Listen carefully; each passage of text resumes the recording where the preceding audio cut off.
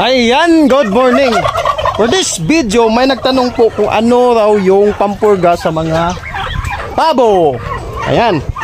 Pinaka-basic po na pamamaraan mga kapatid na dapat nyo pong malaman kung baguhan pa lamang po kayo sa pag-aalaga ng pabo is kung ano po yung pwedeng ipurga sa manok, pwede po natin yang ipurga sa ating mga alagang pabo.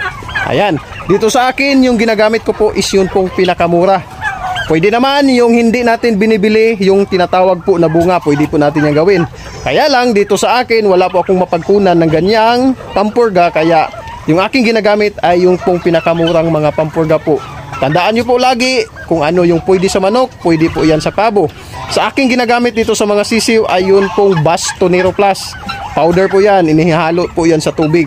Yan po yung pinakamura. Pag sa mga malalaking pabo naman po, kagaya nito, basta tag-init lang, gumagamit ako minsan ng powder na pinapanghalo